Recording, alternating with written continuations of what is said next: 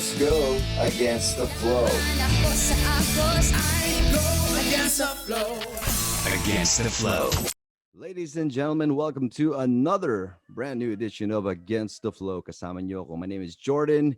And today, ladies and gentlemen, we've got another special guest. Alam nyo, isa siguro sa mga perks ng pandemic na to is I get to go to the homes of people, even though not physically, but they may be across the sea. So mayroon na tayo na interview na nasa America. And today we're going to interview somebody who's not in Rizal, not in Metro Manila. He's actually in Tacloban right now. But you guys might be familiar with this fellow that I'm talking about. He's a young influencer, and you might have seen his videos on YouTube and Facebook and wherever. But we're very glad to have him. I was just talking about him, about how God moved in his life and his girlfriend's life, and wow, and God got us connected. So here he is, ladies and gentlemen. Please welcome on Against the Flow. He goes against the flow too. Kladge. Hey, Kladge. Hello po. Hello po, sir. Thank you po sana sa time na to na ma-share ko yung experience sa mga nakikinig ngayon. And then, praise God. Well, thank you. And salamat dahil thank you nga pala kay Jericho ulit for Shout out hooking me pala kay up. Jericho Arceo. Wow, thank you talaga. As in, idol na idol ko yun. Oh nga, sabi ko. Kladge, so I'm just very happy and excited, bro, for you guys on your new journey in this faith. I mean, the way I do it before I invite somebody on the program is, well, of course, na-excite na talaga ako na sana makausap ko na to, sana ma-interview ko na. Pero I give it time. I'm just waiting for the story to unfold. And then I'm hearing more and more. And then I listen to you guys, yung video nyo, and I said, oh, wow, these guys are real. Salamat, Lord. It's not a prank. Amen. Amen po, amen. And so, you guys, you've been doing Yes, po. pranks on your videos. Yes po. Meron ba Ano? mga viewers nyo na nung sinabi nyo magko-close down na kayo and then some believers, did they ever Yes po. think that you were doing a prank on them? Yes po, actually may mga nakita po ako na comment doon na baka gimmick lang po yung ginagawa namin. Nakikiuso lang kami sa mga issue ngayon kasi marami pong mga issue na nagsisilabasan, and then parang may comment pa nga doon na ginagamit ko lang daw si Lord to gain more views and sympathy sa ibang tao.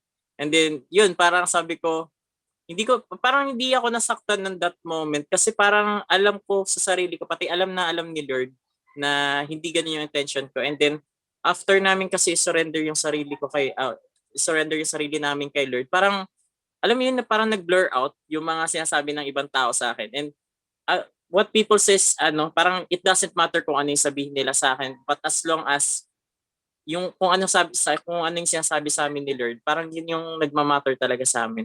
Tapos sabi ko, praise God na tinanggal niyo, Lord, yung parang addiction namin to gain people's validation ba. Tapos ayun, praise God. Wow.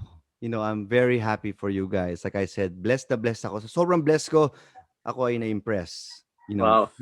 Praise God po. Because right now, you're not doing this to impress anymore. You're doing this to bless.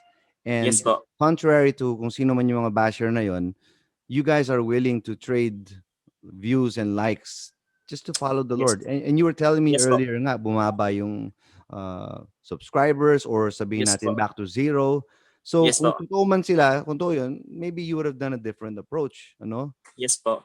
But congratulations, you guys have made the right decision. Yes po, yes po. Para sa akin, pastor, parang yun nga po, nakaka-earn kami dati ng mga 100,000 views, million views. Minsan pa nga nagtitrending talaga siya sa Facebook.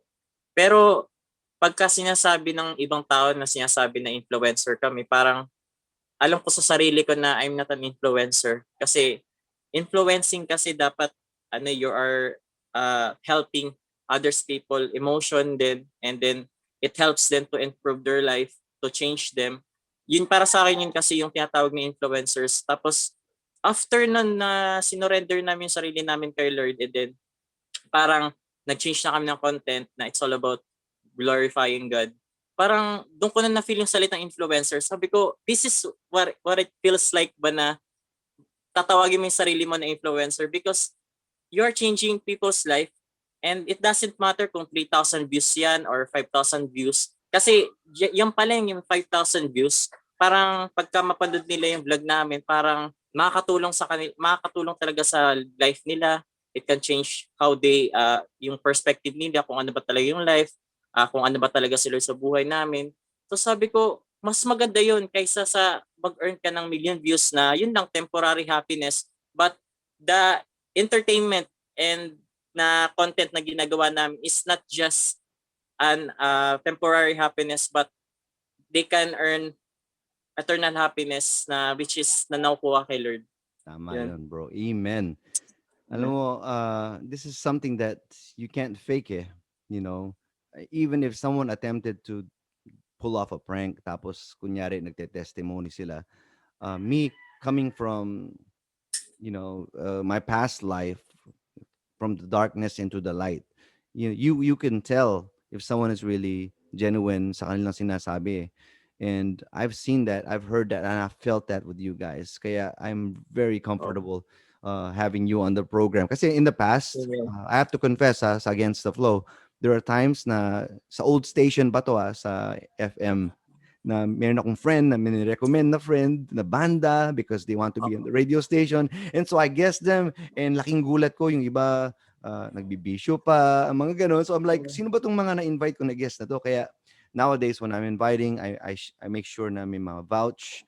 And of course, you guys were vouched by Praise Jericho, God. and Praise God. he's a good voucher, by the way. And we vouch for Opo. him too. So what you're saying, bro, is para sa inyong dalawa na girlfriend mong palaban, willing kayo ipagpalit yung Yes lahat po. ng views, subscribers, and Yes likes po. para Yes po. sumunod sa Lord. Yes po. Are you sure? Final Yes, I'm answer na ba very, yan? ano po, para sa akin sure na po talaga siya. We can, pwede pa naman kami magawa ng mga content, but yun na nga, para sabi ko nga kay Lord na, gagawa talaga ako ng content to na mag-glorify pa rin siya in each content namin. If necessary, kung comedy talaga siya na makaisip kang comedy, parang lalagyan talaga namin ng verse doon. And Mm. parang hindi ko tatanggalin si Lord yung yung pinaka starring doon sa content namin. And yun nga yung pinag-uusapan ba namin ni Mitch ba na we can make them happy at the same time Jesus ba, parang may room si Jesus Mm. Christ sa content namin na mag-manifest sa kanila. So Mm. parang yung palang nakikita nila na may mga seeds na sa nila sa puso nila, sa utak nila na nag-grow na as they continue na manood ng mga video namin, parang tatatak yun tatatak sa Mm. puso nila. Sabi ko, Lord, parang Lord, use my content ba? Use my wisdom, use the wisdom that you gave to me.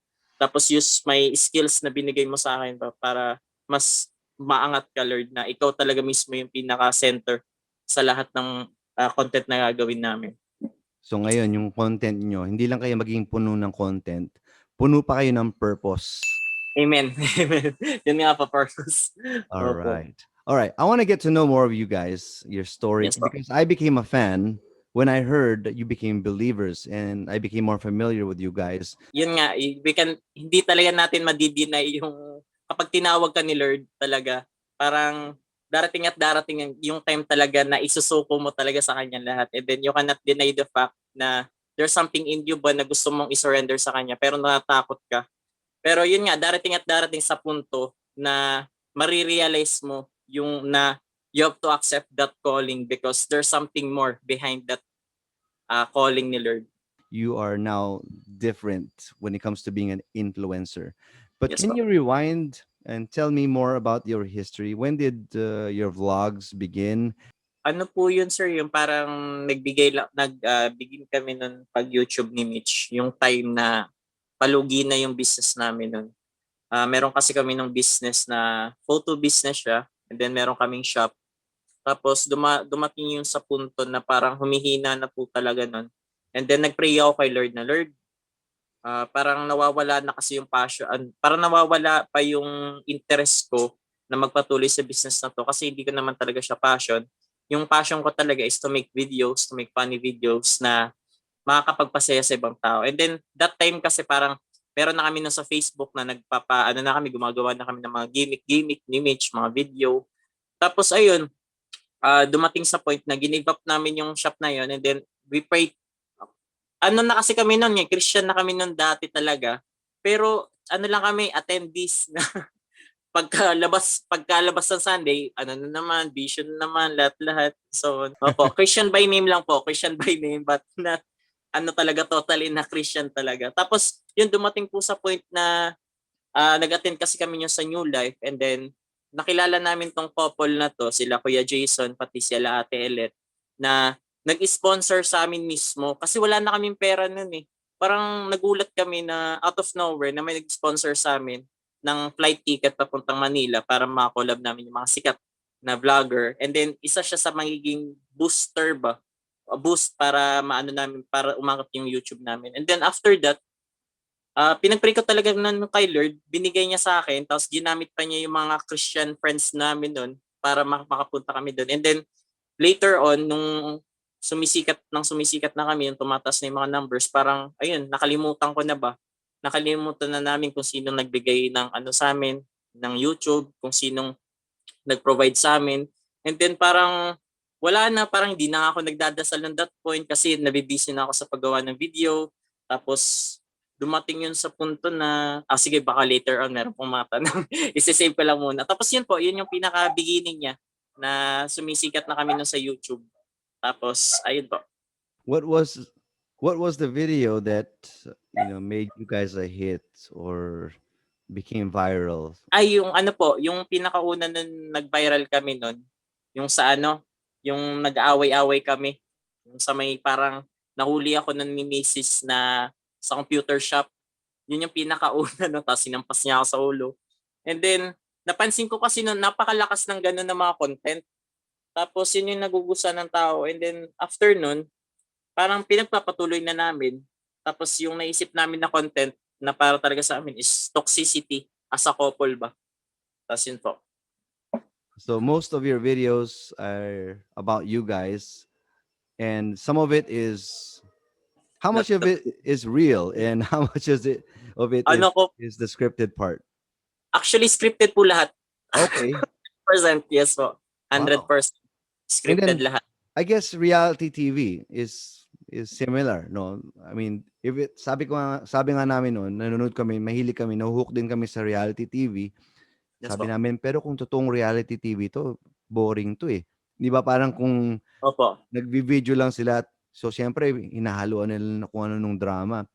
And I guess it just makes it fun na it's like wishful thinking na if it's real, pero later on you go back and say it's fake. So it's a performance talaga, parang wrestling. Yes po, parang wrestling na. It's not may- fake because when you say fake, then parang ang pangit eh, di ba? Pero you really put your heart into this. Kumbaga sa mga wrestlers, they put their bodies on the line. It's an art. Opo. So if there's any bashers, haters out there, bahala kayo. Sige, videoan nyo lang yung sarili nyo. Although, some people got away with that. Meron nag-video ng sarili ng 2 hours na nakaupo lang siya. I don't know yung percentage yung mga taong naupo din ng 2 hours para panoorin siya. Panoorin 2 siya. hours. Parang nakita ko yung video na yun. Yung parang yung content niya, yung nakaupo lang siya. Ganun. Gawa natin ng Christian version, Kludge. Gusto mo ng Opo. idea? Opo. Talunin natin yung 2 hours, gawin natin 3 hours. Pero ikaw nagdi-devotion, nagpe-pray, Wow. basa ng Bible. Pwede din po. Di ba? Pwede po. Okay. But Pwede, anyways, pwede. so this was what year when you started doing all these vlogs? 2017 yung laban, no? 2017 po. Sino po kami tinatawag mo na love dyan? Si Mitch. Dito kasi siya nagtatahi. Okay, nagtatahi. Opo. Meron ka bang damit na napunit? Gumagawa po siya ng damit. Designer kasi yung nagdi-design siya ng mga damit, nakakagawa na siya ng mga damit pang babae, ganun. Wedding gown, pwede? Papunta na love, no? Wedding gown. Papunta na po. Okay, mamaya. Kasi kapag kasal daw kami, siya daw yung gagawa ng wedding gown niya. Wow. Maybe later we can, ask Mitch to just say hi. Sige po. But for now, we won't bother her muna because that is the next big dress out there. I don't want to get in the way. But anyhow, so wow, it's not too long ago, I mean, 2017 is, it sounds like it's far, but it's only like 4 years ago now. Yes po. Not even 4 years. And so you guys hit it big. When did the money start coming in? I mean, like for YouTube, when do you find out na they're gonna start paying you for your content? 2018 po. Yung 18 nata yun, 2018 po. Mhm. Tapos napansin namin na yung una parang medyo paunti-unti lang. And then later on, nung lumalaki yung numbers namin, parang sabi ko, "Lo, ang laki pala ng kita sa sa YouTube." Tapos yun, na kami, nagiging maluho na kami sa pera. Tapos the more na nakikita namin na lumalaki yung pera namin, parang the more kami nagiging yun, yung parang desperado na makagawa ng content na tara, para lumaki ng lumaki, mag-generate. Kung ano yung gusto ng tao, gawin natin. Mhm. Parang wala na tayong pakialam kung ano pa yung dignidad meron tayo, as long as we earn money, parang pinagkakitaan natin sila. So why not? Gawa na tayong gawa. Tapos yun po. Everyone wants to be it. I mean, there are kids out there right now. Napalitan na yung dati. Pag tinanong mo, anong gusto mo pagtanda mo? Gusto ko maging police, firefighter, doktor. Ngayon, number one sa survey, YouTuber, YouTube star. So, but you're telling me based on, my impression sa iyo na it's a dark world. I It's mean, very dark world po. it sounds Sobra. fun and all. And yun nga, and that's also why you guys want to take a back seat muna or back off from your life from that. So Opo. tell me, you were telling me earlier now you're going to do anything just to Yes get po. those likes. So what are some of the things that you can share na sa tingin mo parang sana hindi ko na lang ginawa yun kahit it Opo. paid, siguro kahit malaki yung bayad or views, you're like, you know what, sana hindi na lang yun. Opo. Yun yung gumagawa na kami ng inappropriate content wherein parang alam mo yun, parang nagsusot na si Mitch ng parang maikli na short, tapos parang alam mo yun, may mga can I say it, yung parang mga sexy na position na about na mga ganun, tapos parang nagiging na ba na sabi ko parang siya din parang na din siya, na influensya ba na sige magsuot tayo ng ganito na may clean shirts para magmukha tayong sexy, tapos ayun parang talaga like kahit nga ngayon habang kahit kinikwento ko lang, parang nare-realize ko na sobrang sama talaga. Sobrang alam mo yun, parang nagbebenta ka ng nagbebenta ka ng dignidad para lang dun sa content. Tapos ako din ganun din, parang sinasabi ko na about sa sarili ko na ganito ako, na ganito yung ko. Tapos grabe po yung regret na nafe-feel ko kasi we could have done much better ba. Kasi yun nga, nasisilaw kami nun sa views. Parang gagawin talaga namin lahat para mas maka-earn, maraming manood, tapos kumita ng malaki. Tapos ayun po, parang gusto ko lang po i-share kasi as an influencer ba, parang gagawin mo talaga kahit I know may nakikinig dito ng mga influencer. I know na it does hindi aksidente kung bakit kayo nakikinig ngayon. Hindi aksidente kung bakit kayo nanonood ngayon. But alam niyo naman yung ginagawa natin is parang kung ano yung uso, dun tayo na kahit mag-break kayo ng boyfriend mo, parang gagawa lang ng issue eh. As an influencer kasi parang nag-iisip ka eh. Yung tao kasi gustong-gusto talaga ng issue eh, kasi people always parang nanonood lang sila sa atin,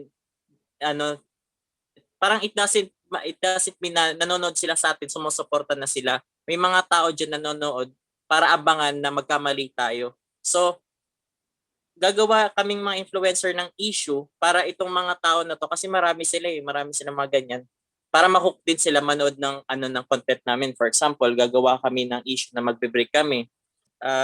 You have to be careful din sa sa pinapanood yun ng mga influencers, kasi actually they don't care, hindi sila hindi sila nag-care sa inyo. Parang nag-care lang sila kasi kumikita sila sa inyo. Parang dumadating yun sa point na gagawa sila ng issue, tapos kapag ma-hook kayo sa issue na yan, pas papalalain nila. Parang hindi na parang hindi na usong dignidad pagka influencer ka na parang kung ano yung kikita sila, dun sila. And then nakakalungkot lang kasi may influencer na gagamitin pa yung show para sa mga mahihirap sana yun, para sa mga taong nangangailangan. Tapos gagamitin pa nila yung show para mas ma-publish sila. Tapos ayun, parang gagawa lang sila din ng may mga influencer din na gagawa ng mga kasakit sa ibang kapwa. Mm. Parang hindi nila iniisip na kung sino ba yung mga nanonood, kung may bata man or kung ano man yung mga nanonood. Parang yung sa kanila lang, yung sarili lang din nila iniisip nila. Tapos parang kahit na yung dignidad nila mawala, okay lang sa kanila. Mm. Basta as long as they can earn money from you. Ganun. So we should be careful din sa mga pina-follow natin. Yun, tapos yun din nga, kahit nga ako hindi ako exempted no kasi ganun din talaga kami nun ni Mitch na dumating talaga yung pastor sa punto na gusto din namin gumawa ng issue. Tapos may mga tinap ako doon ng mga influencer din na sabi ko, bro, ano na, ganito tayo, gawin natin ganito para at least mag-viral ba tayo ba? Or gumamit tayo ng ibang babae na kunwari, mahuhuli nila ako. na kuya pipicturean mo ako tapos may babae ako nakakabay tapos si Mitch kunwari magagalit tapos magla-live ako and then yung mga tao papanoorin magagalit sa iyo but it's still publicity pa rin like Mm. kumikita pa rin kami so ganun po ka-dark sa social media po like Mm. yung utak namin yung sarili po namin yung pagkatao po namin parang may humahawak po hindi po parang napaka-weird po kasi parang may spirit po talaga na nagko-control sa inyo na nagbumubulong na ganito gawin niya ganito na tapos ayun po mahirap yung sa side namin and mahirap din sa mga side ng mga nanonood din kasi hindi na nila alam kung ano yung totoo Mm. tapos kami din hindi na din namin alam kung ano talaga kami Yes. kasi yun opo Well, we praise God that He brought you out into the light, no? yes po Because ang hirap, it sounds really hard. I mean, it sounds like the ideal job na kids are so, wanting these days. But coming from you, you're like, no, it's no not worth it. it's not worth it po talaga It's not worth the millions of views, not worth the cash that comes in if later on yes po. it's not doing anything good to anyone out there, including yourselves. So anyways, may nakita nga ako nag-comment yata sa iyo sa page na totoo ba yan? Kasi nga you you're after your your revival or you're coming to the Lord, you really said you're closing down. And so nakita ko may mga nag-comment and kaya ko alam na influencer, may check yung pangalan. So sabi ko, ano to? Just sinek ko rin yung profile, ang daming ano. So ano yung naging influence nito sa mga influencers o dating sa mga iba na mga na-collab? May mga natuwa ba? Mayroon bang mga nainis na feeling nila you sell out or parang kasi ngayon it's like kumbaga magician, di ba? Yes po. Tapos nire-reveal mo na hindi totoo ang magic. Yes po. Hindi Yes po po. totoo ang magic ng influencers. So, Tama po. Actually, I will not call them influencer but as an entertainer. Entertainer lang po talaga sila. Like, they can entertain people but they cannot change people's life. They cannot contribute any ba sa kung anong meron sila ba. Parang, ayun nga po, parang entertainer lang talaga kami noon dati. And then, ayun nga po, parang okay lang sa akin kahit magalit sila. May mga influencer din po talaga na yun, din nila sinasabi sa akin. Pero syempre, although galit din sila sa akin because it might expose them ba. Pero alam naman siguro ng mga tao yan na ganun po talaga yung katotohanan po talaga sa social media. And then, para sa akin, yun nga po parang hindi na sa akin nagmamatter yung mga ganung bagay kasi parang what matters me most is parang kung ano sinasabi sa akin ni Lord ba. Parang focus na lang talaga ako kay Jesus Christ. Kung anong content kung anong gustong pagawin sa akin ni Lord, like may mga bulong kasi, 'di ba? Yung parang as a Christian type. As a Christian parang weird sa iba, pero sa atin parang ano na talaga sa kanya, gets parang natin yan. parang okay, ganun na talaga, naririnig talaga natin yung boses ni Lord, sasabihin ni Lord, gawin mo yan, ganito, ganun. Baka may mga tao na kailangan na ganitong word, you should do this. Tapos So, ayun, online parang sinusunod ko na lang. Oho.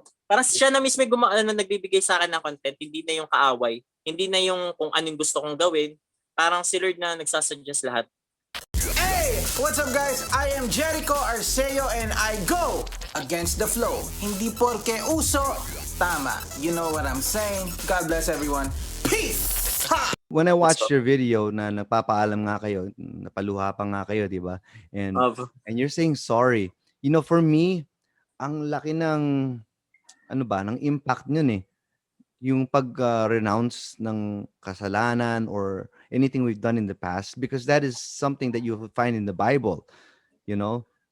Kulang siguro na narinig ko sa iba na nakakilala sa Lord, hindi mo ramdam yung conviction nila, conviction of sin. So parang anong nangyari lang sa iba, naging Christian, okay, they're believing in God, but their life stays the same. And gaya na nga sinabi, tama po. you already came from that kind of life. So now it's time for you to experience na ano ba talaga what it means to follow Jesus, to go against the flow. And so when you said, okay, I'm sorry, humingi ka ng sorry sa girlfriend mo, pati sa mga viewers, you know who you reminded me of? It's like Matthew, the tax collector. When he met Jesus, I mean, Jesus didn't even have to preach much, but later on, he's like, Lord, nagnakaw ako. And Jesus is like, di naman ako nagtatanong pero okay. And then nagpatuloy siya. At kung meron man ako nanakawan, ibabalik ko pa ng doble. That's how you know, my friends, if someone is real in their faith. Kuya Jobert, when we were talking, I told him, Kuya, shabu is taboo. Taboo yan. Ayaw pag-usapan yan. Or bihira ka lang ng makakarinig na na-overcome nila yan or hindi na sila gumagamit nun. Kasi nga, yung iba, maybe they're struggling pa rin or kinahihiya nila. Pero sabi din ni Kuya Jobert, he quoted scripture, there's no condemnation in Jesus Christ. We become a new creation kasi. And that's what you guys have become. So I just want to keep on commending you. You guys are on the right path, the right direction. And we're so blessed. What's up, hardcore worshippers?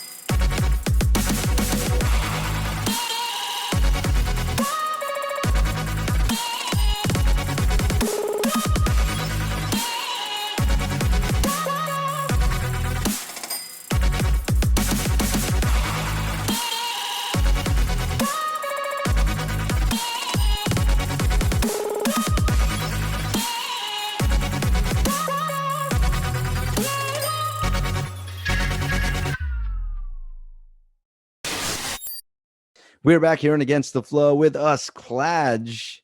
Now, your girlfriend does singing. I think I saw a picture of her. Or Yes po. It's her first time na nakakanta sa stage. Sobrang happy ako kasi I cannot believe na darating sa point na mag-worship talaga si Mitch doon sa stage and then makikita ko sa grabe. Anong kinanta niya? All I Ever Needed. That's a song. Okay, yes, no that's wonder. A song. Yes, and by the way, before I sent you the Zoom link, I was watching one of your videos on YouTube, on the old one, and you're singing that song about yung pangit, pinagpalit ko sa pangit or something. Yes po. Yes po. No, don't worry. I mean, so that was your last song over there. Yes po. But now, so you're doing singing yourself, huh? Yes po. Actually, may kinang-post po ako na kanta na about kay Lord. Mm-hmm. Sabi ko nga, pagkagagawa na ako ng kanta, it's all about God. Or kung may, pwede din contemporary song, but the message is for God. Okay, well, you let me know, huh? And if you have any music so. or si Mitch, we'll be happy to play it for you on our radio program. Wow. Praise God. Let us be, it'll be an honor. So, Klaj, you were experiencing all the likes, the views, you were doing influencing. And then what happened? What made you suddenly turn from all that and post that shocking video this year na kayo ay mamamaalam mo na sa ganun mga bagay? Yes po. Dumating kasi yung pastor sa point, oh my goodness, ito yung pinaka-crucial na part.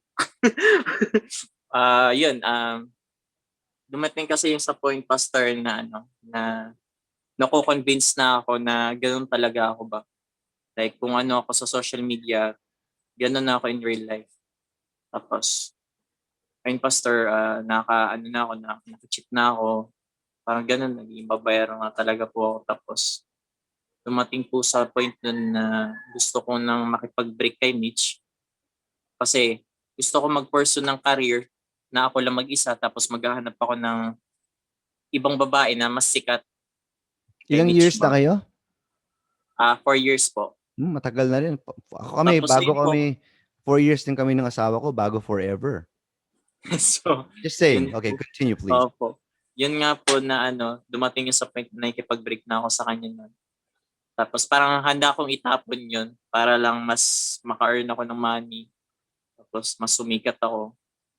And then, ayun, pastor, parang dumating yun sa point na hindi ko alam na si Mitch na nagpe-pray na about that ba. Kasi siya talaga mismo yung yung nag-i-invite sa akin ng pastor mag-attend ng church, and then gusto niya talaga na mag-active sa church. But ako lang ba yung nagiging hindrance niya?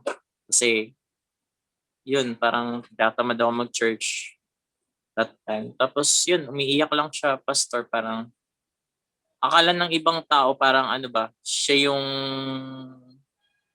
mahigpit sa akin ba, siya yung cruel ba. But in reality ba, kung alam lang talaga nila na grabe. Kasi parang tuta ako si Mitch ba that time. Tapos ang sama ako sa kanya, pastor. As in, sobrang sama ako. Like, dumating yung sa point na sinisigawan ko na siya. Sabi ko, dapat hindi ganito. Dapat ganito yung ginagawa natin. Kasi, paano mo convince sila na parang nakalimutan ko ba na, isa din si Mitch ba na tumulong sa akin ba to reach this, fame. Tapos, hindi ko siya, never ko siyang tinanong kung ano ba talagang gusto niya.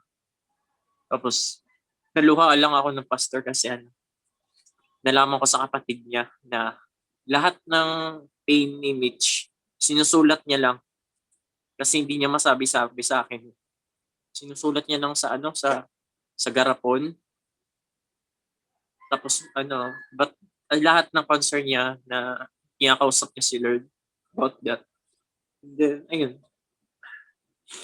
ayun pastor, parang dumating yun sa point, yung nakatid na kami sa New Life, na to the moment na nagkaroon ba ng Life Summer Camp, lahat ng mga speakers doon parang ako lang yung kausap.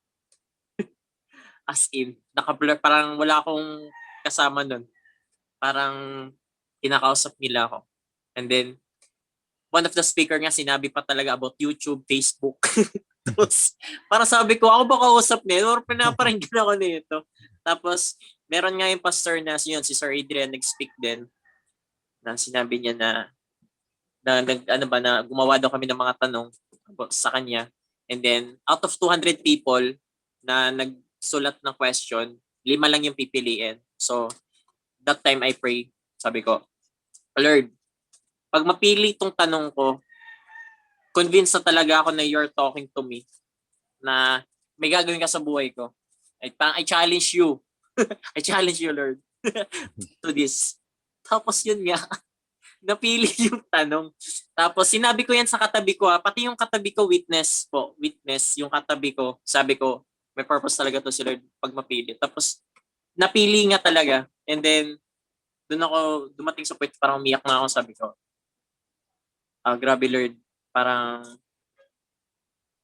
it's time for my breakthrough. And then dumating sa point na nakukornihan kasi ako yung, alam mo yun, pagka nagwo-worship, nagpe-praise, tapos may umiiyak ka na katabi, tapos sumisigaw. Parang sa akin, parang pagkingaw sa mga baliw. Sabi ko, bakit ganito kayo magano? Parang OA, ganito. But that time, pastor, ako yung pinakamalakas daw talaga sumigaw. And then, sinasabi ko lang that moment, na sabi ko, Lord, I surrender to you, Lord. Tapos ito ba nga, there's a pain in my voice, pero alam mo yun, parang comfort na si Lord mismo na nagko-comfort sa and then merong lumapit nun sa akin na sinabi niya sa kanya 3 times na surrender to God. Surrender to the Lord. Surrender it. Tapos, you have to trust Him with this. Tapos, na-imagine ko, Pastor yung na-vision ko nun during that time, na yung breakthrough nights, na si Lord nakagano lang sa akin. Na parang kung bata, na may dala-dalang teddy bear. Matagal na kasi yun sa akin na na-imagine ko na yung teddy bear na pala na yun is, yun na yun, yung sa platform ko na ginagawa. Na, yan, give that to me. Bigyan mo kay bigyan mo sa akin, trust me. Ako bahala. Tapos ayun, after nun, nabigay ko, gumawa na ako ng video nun about sa kailangan ko mag-sorry sa mga viewers. Kasi yun din yung payo sa akin nun sa ni Sir Adrian. Yung na ko sa tanong, na you should make an apology video sa mga nasabi, sa mga content nila. And then, ayun, tell them kung ano meron ka. Tapos sa'yo, Pastor, I'm so happy na dumating sa point na ganito. Hi, we are Christopher and we go against the flow. That is the way to go. Yo! So, halimbawa, meron tayong mga listeners dyan who want to start vlogging because this pandemic, a lot of people have become vloggers. Yes po. Including yours truly. Ano ba ang ma-advise ni Klaj para sa mga kagaya namin na baguhan pa dito? Of course, maybe you have different tips now. Apo, yes po.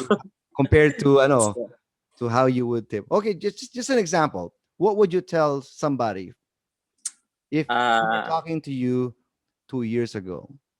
What would be the first thing that you tell somebody to get famous, to get likes and views on YouTube? Yung dating Klaj po, yung dating Klaj na influencer, ganun.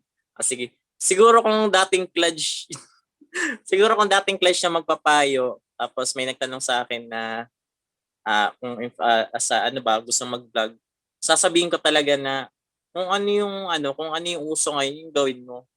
Tapos kung ano yung gusto ng tao, yun yung sundin mo.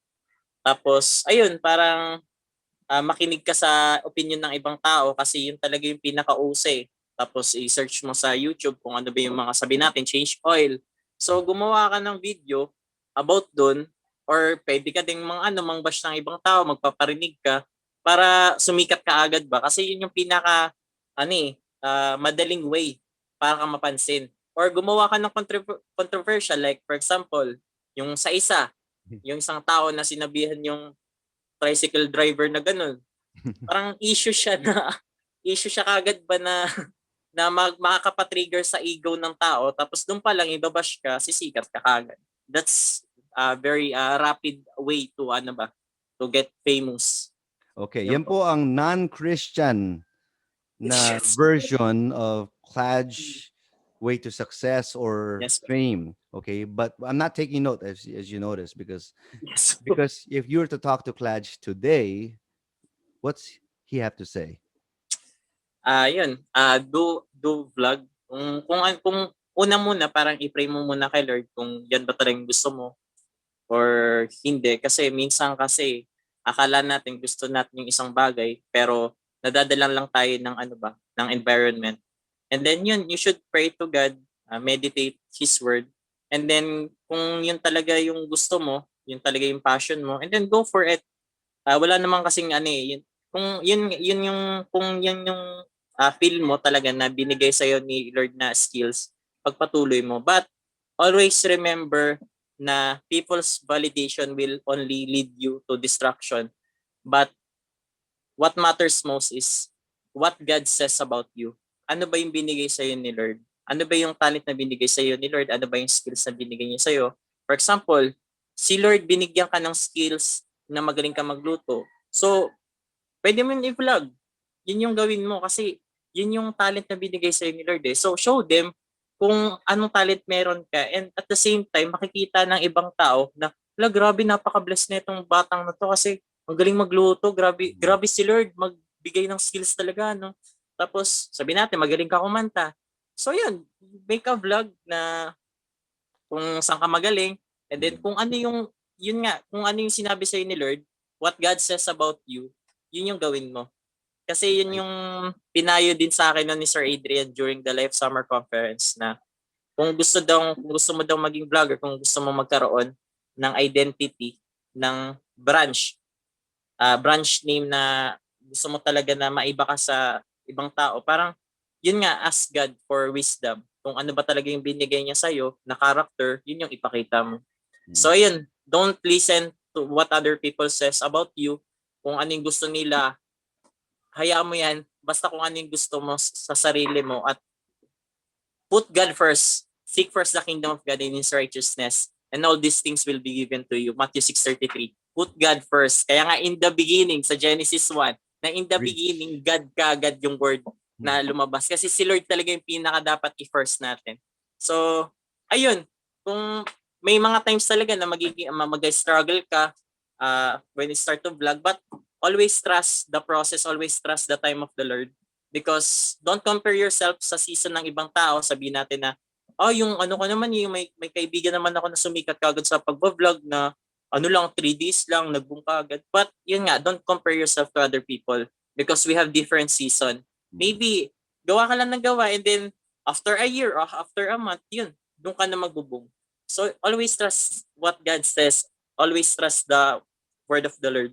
So basically, what you're trying to tell us today, Klaj, is Opo. basically go against the flow. So do it because you like, not because gusto mo ng like.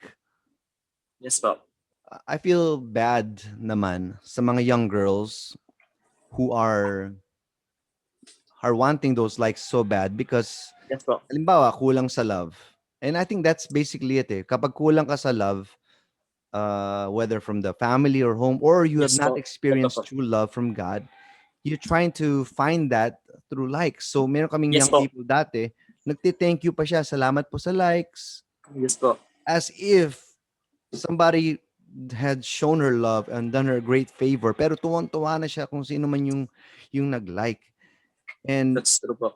it's kind of sad na ganun nga. Some people are trying to find their validation because of likes. But sabi ko nga, we're not living for likes. We're living for His love. Wow. Amen. Yun yung bubuo sa atin. Yun lang bubuhay sa atin eh. Yun din po yung nangyari sa akin, Pastor eh. Yun nga, broken family po kasi ako. And then, yun nga po, parang naghahanap po ako ng parang pagmamahal din sa ibang tao ba. So, yun, dumating sa point talaga na nagkaroon ako ng ganong kagustuhan ba na to please other people para magustuhan nila ako. So, parang I'm working for them para nila magustuhan ako. Parang ganun po yung kalalabasan po. And nothing beats this eh, no? Talagang, kitang-kita ko yung relief sa mga mukha niyo eh. Yung iba, kapag iiwan nila yung kanilang vlog or ganun, parang Yes. namatayan eh. Parang ganun. Gets nyo? Yes po. Nung kayo, umiiyak kayo at mag-shutdown na kayo ng iyong channel, it wasn't tears of, dahil nalugi. Alam mo yun? It was more of repentance. Yes, joy. Yeah, tears of joy. And then Yes. there's also repentance. Yes po. Meron kayong mga pinagsisisihan, yung mga ganun. But it's not like, lugi kami. Kaya, Yes. ko. And it reminds me of the story of Jesus. Nagkaroon ng miracle catch yung mga disciples. Wow. Daming isda, daming views, ang daming likes in the net. And then all of a sudden, Jesus says, follow me, iwan mo na yan. And without hesitation, they did. But Amen. some people were Kilabutan ako. But some people would be like, Yes, "Oh, Lord, sayang naman yung fish. Pwede bang yung isang net, pwede bang itabi ko lang yung isang tapos Opo. follow ako sa inyo?" Parang nagko-compromise pero Opo. nakita mo talaga yung faith. Yung ganun yun eh. Yung parang you're walking into uncertainty but Yes, you're po. certain on who you're following.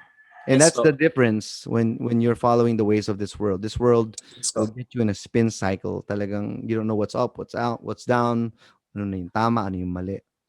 Yes, But now God's putting you in the right direction. Amen.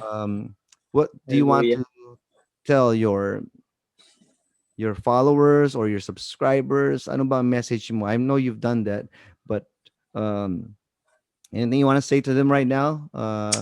Ayun po. Yun nga po, again, kapag siguro maybe kung may makikinig man dito ng mga followers ko dati, yun, gusto ko lang mag-sorry sa inyo sa ginawa namin before.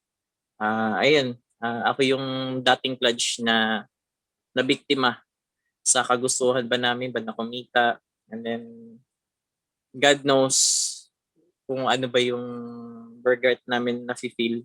And then ayun, you should be careful sa susunod kung sino yung mga pina-follow nyo din, kasi it can influence you, kasi there's a spirit kasi na behind it na akala mo hindi nakaka-apekto sa buhay mo, but later on if you continue to follow this person, parang nagiging ganito ka na din, kasi what you see is parang what you get ba, napapasok sa puso natin.